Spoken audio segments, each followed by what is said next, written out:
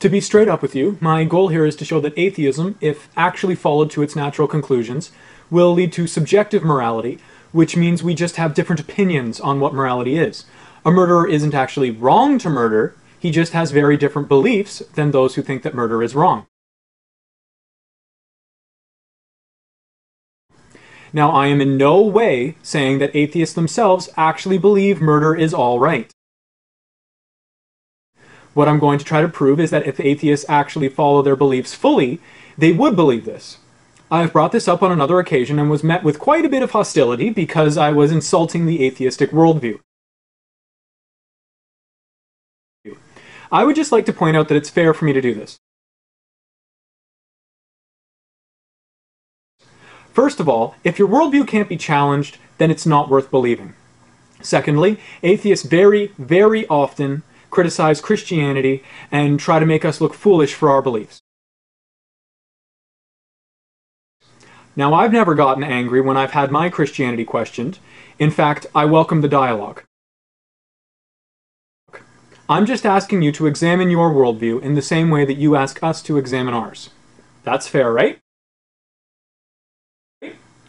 Now, let's say that this ball here is me, and I sit over here on the Christian worldview. Now let's say that these other balls are other worldviews. We all fall somewhere along this line of where morality comes from. Over here we have atheists. This post here will represent the line between atheism and theism. If you're on this side of the fence, then you believe there is no such thing as God, no supernatural. If you're on this side of it, you at the very least believe somewhat that there is some sort of supernatural entity. Some people will stay real close to the line and say that God doesn't exist, but there is a moral standard. Murder is always wrong. It doesn't matter what you believe. Over here we have the extreme atheists who hold a totally evolutionary worldview. That survival of the fittest is what runs the universe and everything in it. Under this worldview, your main goal in life is your own survival and reproduction. If you steal in order to be better off, that's your survival technique. If you murder in order to help your situation in life, you're just taking care of yourself.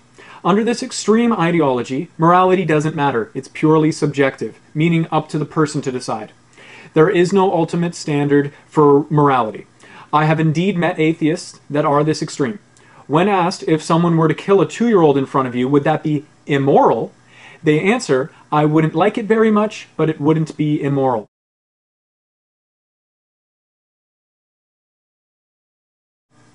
Now, what I'm arguing for is this. If you fall here, no God, but there is morality, then your worldview eventually ends up here. Now, in no way am I saying that an atheist will eventually turn into a psychotic murderer. Not at all. I'm also not saying that atheists do not have a moral compass. What I'm saying is that atheism, if followed properly, leads to this mindset that murder being wrong is just an opinion. If you believe that there is no God, but there is a moral standard, where does this moral standard come from? If you want there to be some sort of ultimate reality that humanity depends upon, then you need to have a place this morality comes from. Some will say that they don't believe this and that their atheistic worldview doesn't include a lack of morality.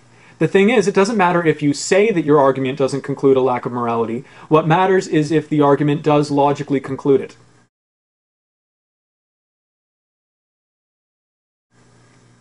Now, what I'm going to do here is I'm trying to take the philosophy and show that its conclusions naturally lead to this. The assumption of atheism commits you to other things. For example, if you assume there is no deity, then you must explain the existence of the universe using purely natural methods. No one would disagree that atheism leads the person to be committed to a natural explanation for everything. Another example of an idea committing a person to another idea would be this. Let's say that I believe in Santa Claus and all the mythology that goes along with that idea. Now that idea then naturally concludes that I am also committed to the natural laws being violated, like reindeer flying, a bag with an infinite storage capacity, and even time manipulation so that he can hit every house in one night. Another thing it would commit me to is that Santa doesn't like third world countries since he doesn't seem to visit them.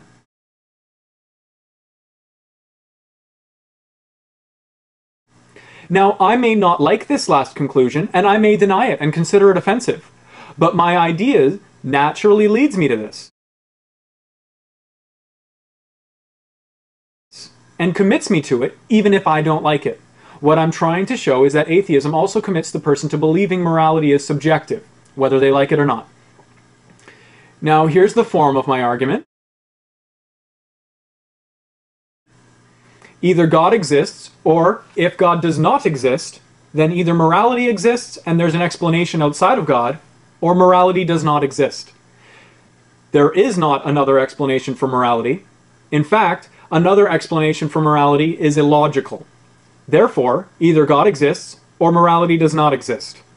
For those of you who are interested, here's the truth table. You can pause to examine it if you want.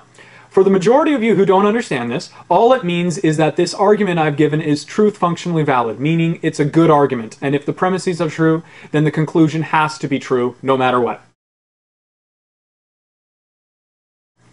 The only way the atheist that wants there to be morality can disagree with me is on premise 2. You need to have a reason outside of God for why there is a moral standard. If you want to believe in morality outside of God, and you have some sort of reason, then please share it. In order to be an atheist, you must either agree that there is no morality, which is what I'm trying to show atheism leads to, or you must prove that there is some sort of other explanation. I've brought this up before, and I've studied this topic a little bit, and I haven't found a good explanation for morality outside of a moral standard like God. Now, you might say that I'm committing the slippery slope fallacy, which I would be if I wasn't giving reasons for why this slope happens, which I am giving reasons. You may believe that there is no God, but there is a standard for morality. You would fall here. What I'm saying is that if you hold to your atheism, there can't be any sort of moral standard because ultimately humanity is all there is.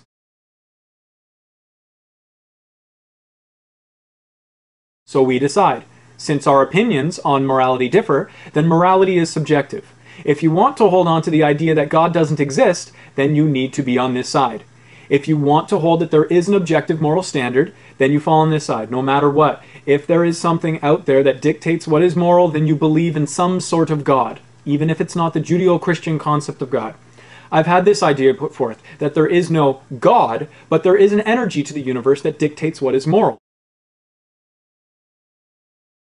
And this is where everything else comes from. You can see that this very closely parallels Eastern religions, with the idea that God is everything. This mindset is called pantheism, and even though this idea of God isn't a personal entity, it still dwells in the realm of the supernatural. If there is something outside of the universe, then you have gone outside the natural explanation for such things as morality.